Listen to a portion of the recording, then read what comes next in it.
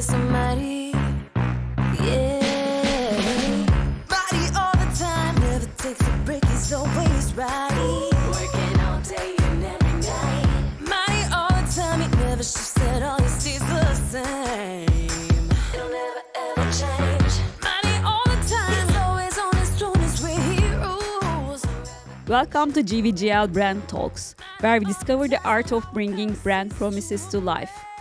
Join us as we explore the stories behind iconic brands and the strategies that drive their success. We will have fun playing game with our positivity cards and get to know my guests better with their perspectives on personal brands, what brand would they create, and their definition of good vibes, good life. Get ready to uncover the secrets of brand authenticity and growth tips in this inspirational podcast series.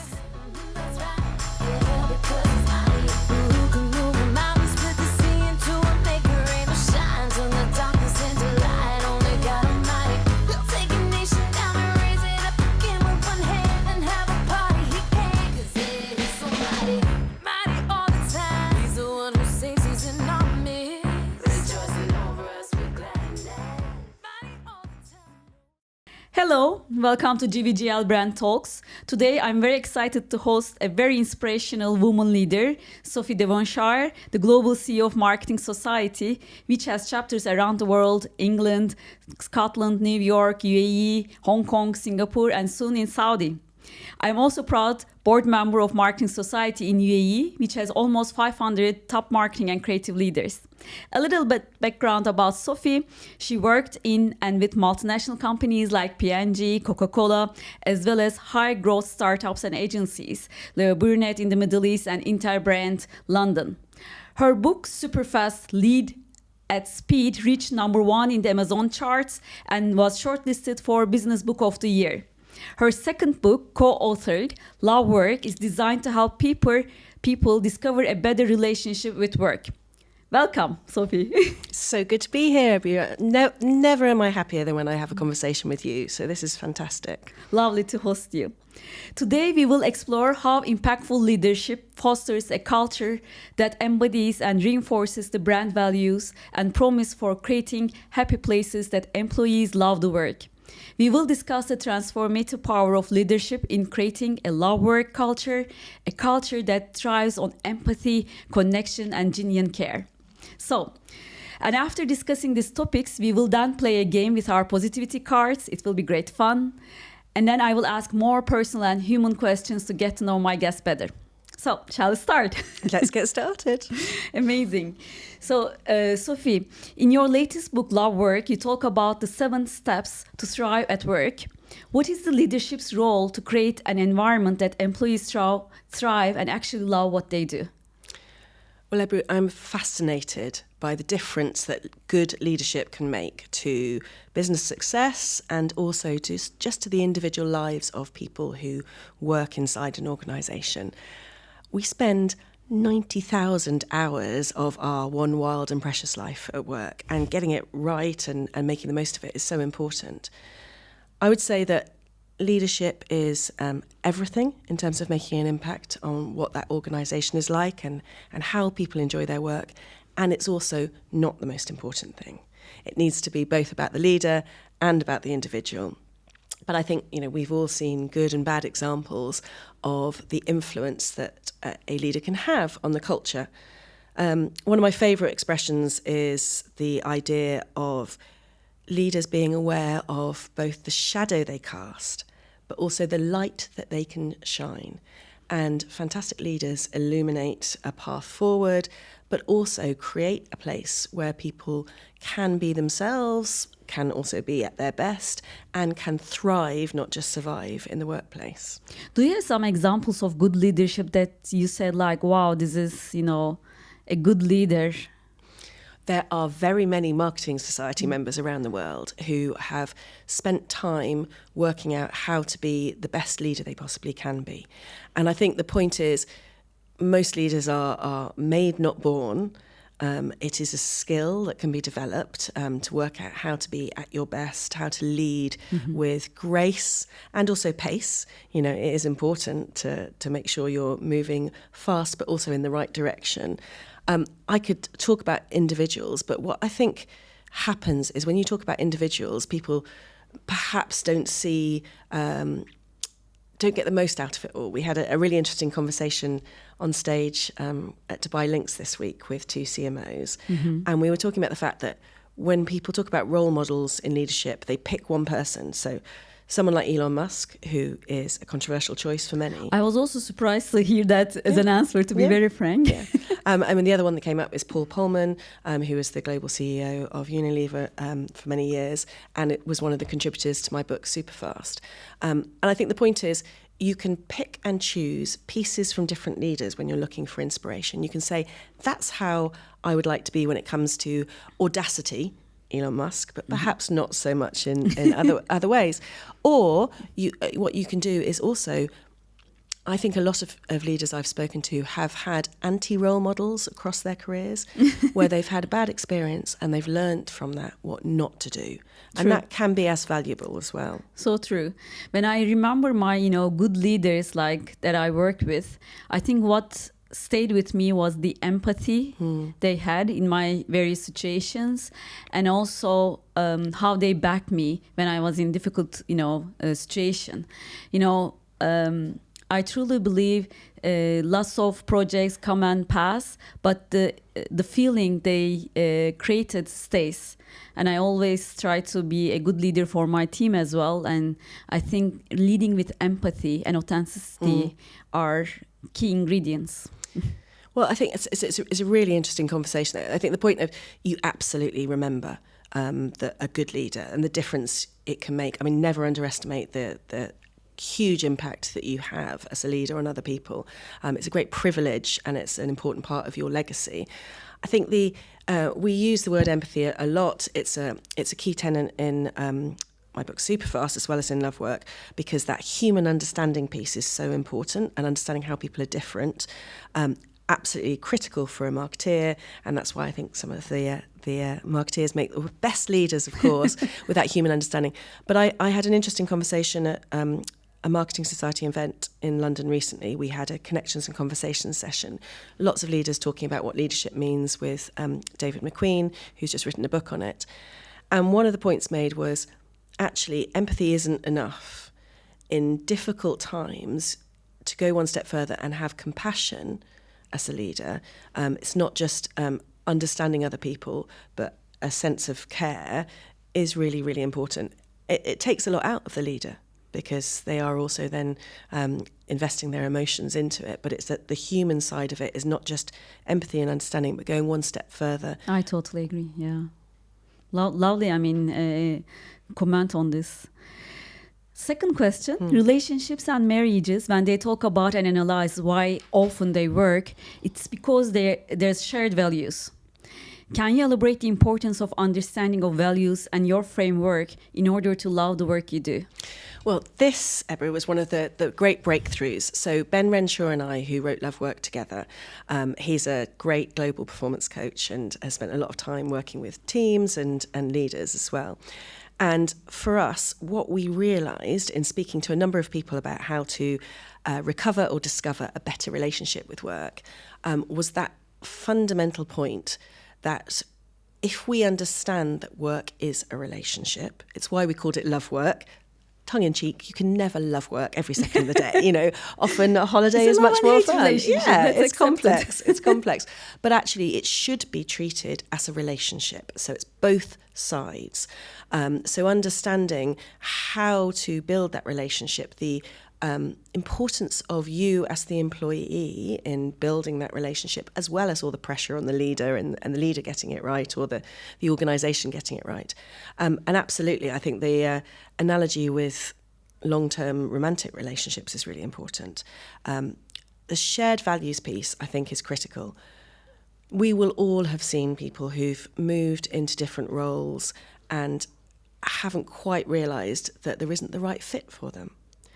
My first job. I started out at Procter & Gamble, where I met my now husband. Wow. So we had A/B testing, right? He was, both in the same situation, graduate trainees for brand management, and I fell totally in love with business, with marketing, with him, very inconveniently. But for him, it wasn't the right fit. So it's the same organisation, same values, but everybody is individual. So my tips would be for people really allowing yourself time to understand yourself, to define your own values, to know what energizes you at work, to really get a sense of what's important to you, and be really strict on being clear about that is different to other people. So many people will have a point of view, you should go for this role, this is right, this will look good on your CV, this will be the right thing for you. You know, in the same way as you know when you meet somebody, is there that love, is there that connection? But the values piece, if you've defined what are important to you as your values, if you know what your purpose is, if you understand yourself, you're better able to assess how does that fit with the company values. You go into an organisation, what is this company like? Is there that fit? And you can know before you even start, rather than having to go through the experience of it all.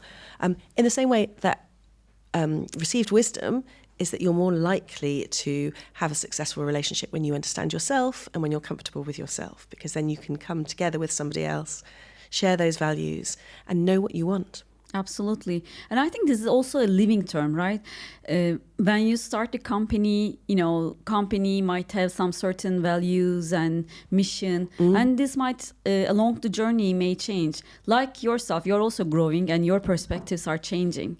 So I think it's okay to look back and, time to time and rethink about this, because I think this is so crucial for being happy of what you're doing. Relationships are parallel again. Sometimes relationships are great, but they don't have to last forever, and sometimes they don't, and you can celebrate what it is. Sometimes what's right for you is this company or this role, and it doesn't have to be forever, and that's not necessarily a tragedy. It's just part of life's journey. One of the great things about the time in which we live is that, God willing, we will live longer. That means we're also at work a lot longer. There's a great woman called Aviva Cox who talks about the longer life, and she helped my thinking about it recently, where she was talking about we used to just retire, right, relatively early. A lot of people are working longer. Many of the people I know, the leaders I've worked with, are absolutely active for much longer. That means post 50 is it's the third quarter of your life. Can we say new 30s? New 30s. But it's third quarter, in which case, there is a whole big adventure to be had there. And just repositioning things and thinking about it like that means you can have several work relationships across your life. Love that. Here I quote you: "The mindset piece is a choice. You can believe that it's possible to love work more often, to flourish, to thrive, rather than just survive and getting through it, to get something more out of it. But that does require work." What would you recommend to our audience who has financial challenges, who needs to stay in job to survive, hence have misalignments with the work, the values and mindset don't match? So this is really interesting. Ben and I wanted to work out how to help people love their work more. How to really thrive. And we discovered that the multiple aspects to get it right are mindset, skill set, and the toolkit for it all. So the toolkit, there are ways to enjoy your work more. The skill set is working on it, but it all starts with the mindset. And if you are never going to believe that you're going to love work, and if you start with the resentment, then of course it's not going to work. You have to find the ways, in the same way as you do in any relationship, whether it's a romantic one or with friends or family. Look for what you can love in other people. Look for what you can appreciate. Find what you like about them. And in the same way, what we found out through our interviews with several interesting people, it is totally possible to fall back in love, to recover, and to reshape and recraft how you feel about work. So if you find yourself in a situation where you feel like you can't leave, or you don't particularly want to leave, but you're not enjoying it, you're languishing, as the great expression goes, or you're just not feeling it, slowing down, pausing, taking time to think, get some ideas, you can work out and identify the bits that energize you. How can you do more of them? You can articulate what matters. So reshaping your own story can really help you discover what's going on. So, for example, there's a leader I've spent time with who realised that her impact on other people and mentoring them was one of the most motivating parts of her role. By really focusing in on that, reminding herself, making time in her diary to do that and to register what was happening, she brought in some sparks to the relationship at work that helped energise her as she dealt with some quite difficult financial challenges and other things that are going on. So finding the bits in your week, in your diary, in your life, where there is light and there is love and there are the positivity, and shaping your role. There is so much anybody can do to craft their role. You can do things on the side, you can do extra things, you can ask for more. You can reshape inside any situation you have to make that relationship more vibrant and exciting. And maybe if you can't change the situation, maybe you can change your perspective, how you actually look at it. The only thing we can ever control is our perspective on Absolutely. something. And there is always things to love, things to work on, things to improve. So But it's true. up to us to make that choice to enjoy it. Very true.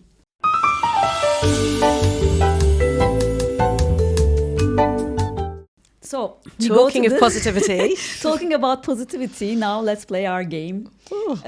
Here I have some positivity cards for you. Right. If you can pick one of them and reflect on your, thoughts, maybe you apply this in your life, and maybe there's a story behind it. Okay. Pick a card, any Yep. card. Okay, this card says, tension is who you think you should be, relaxation is who you are. A Chinese proverb. Wow. Wow, interesting. I love this. I think one of the most dangerous words that we have in our lives as humans, particularly as women, is the word should. And swapping that for the word could, I think is a huge game changer for everybody. Love that. And relaxation is who you are. Well, I think anybody who works in brands and in marketing, a lot of where it works is where you uncover the truth about what a brand is, how it's seen when it's at its best. And again, I think the work I've done with my writing and research and through the Marketing Society and other roles I've had, seeing leaders who've spent time understanding themselves, how they work, where they are at their best, and who are open to asking other people for feedback on that, they've learnt to be able to define who they really are at their best. And once you've got that definition, you can relax into it and enjoy the fact that you're different. The other thing someone said to me recently, which I thought was really interesting, was the idea that confidence is not walking into a room and not caring. Confidence is not walking into a room and knowing that you're better than the other people in the room. Confidence is walking into a room and knowing that you don't mind what other people think. So I think quieting the voices in your head about what other people think about you and acceptance of who you are can be very, very helpful, I think, relaxing into that. I totally agree. It gives a big relief. Yeah. But you need to know. So one of the most important principles, I think, in Superfast and in the work I do is being absolutely focused on feedback. Getting other people to tell you, what do you think, how did I do, what do you think of me, what do you think of I'm doing right, what do I need to improve? So maybe that helps me relax in that I know I'm a constant iterative journey and there's still things I've got to keep improving. But I'm asking for feedback and understanding who I am. That also requires a bit courage, right? You need, when you hear the answers, you have to be, I think, okay with what you hear and, consider what you can improve with that. Yep. Not to take it personal. Yeah. And be able to, be open to receiving feedback. Yep. I think this is really important. I think it's one of the most incredible things when somebody starts to accept that being open to feedback is the strongest way to succeed. So we have a principle in the Marketing Society team. One of our core principles against our values is everything can be better always. And having that acceptance about yourself and the radical candor approach, so asking people where you can improve. So using the framework, what's working well, and even better if, making sure you celebrate as well. So not constantly criticising yourself and other people, but these are the things we're doing well, and this is good, and these are the things I'm good at. These are the things I definitely need to improve. And there's still lots of those. Amazing.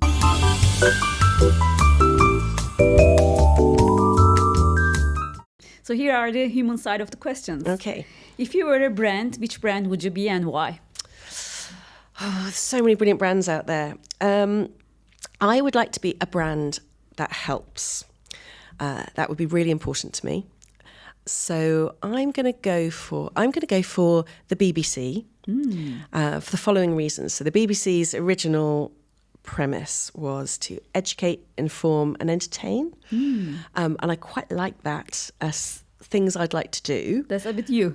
And it's British, but it's also one that is really interested in a world service. So I'll go for the BBC, if I may. Yeah, love that. And if you were going to create a new brand, what product would that be or service would that be, and what would be your brand promise? Oh, okay. So years ago, just after I left living in Dubai, I set up my own e-commerce business, so startup founder. And I have to say, having also spent a lot of time with startup founders, I have huge respect for anybody who sets up on their own, full stop. It is incredible, but it is so different. But when I was running that business, I saw an opportunity that I still think exists and I would love to go and do at some point. Actually, no, I'm happy with what I'm doing. Don't want to go back to the world. But I would, in the UK particularly, obviously there are a fantastic number of coffee shops, but there are tea shops, but not so many. I still think there is a global brand that is based around British tea and the experience of high tea.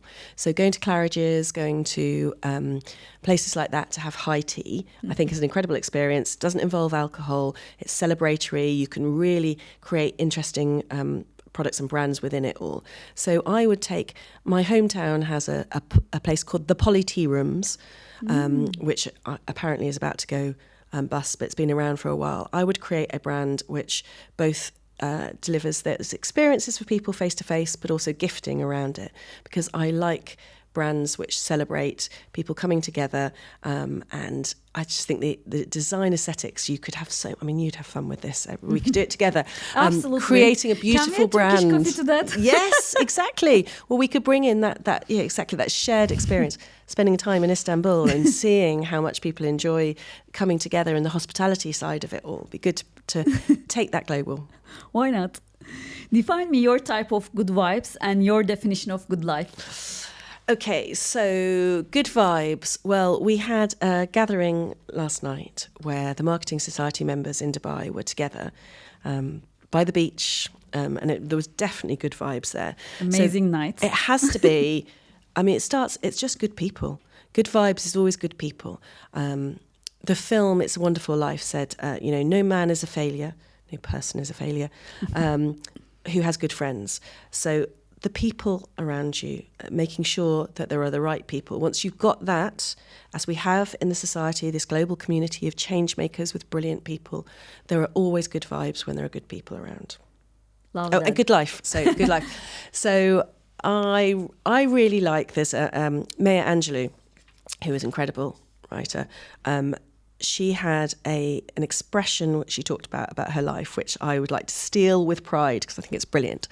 She said, "My mission in life is not merely to survive, but to thrive, and to do so with some passion, some compassion, some humour, and some style. That for me is a good life to find." Wow, amazing. Well, Sophie, it's amazing to have you. And I'm super, energized again speaking with you. Here I have my notebook to hand over to you to share your your thoughts for me about this podcast and your thoughts while I do the closing. Excellent. We'll do that. Thank you very much. So in wrapping today's episode, we discussed the transformative power of leadership in nurturing a workplace where love and work intersect. We have highlighted the crucial role of values alignment and meaningful connections in fostering a culture where employees thrive and love what they do. As we conclude, remember that creating a love-infused work environment is an ongoing journey. Each step taken towards alignment brings us closer to a fulfilling professional life. Thank you for joining us as GVGL Global Marketing Management. We look forward to empowering your brand journey as part of your go-to-market strategy. Stay tuned for more insights and inspiration. And thank you, Podster, for powering today's show. So mighty, all the time.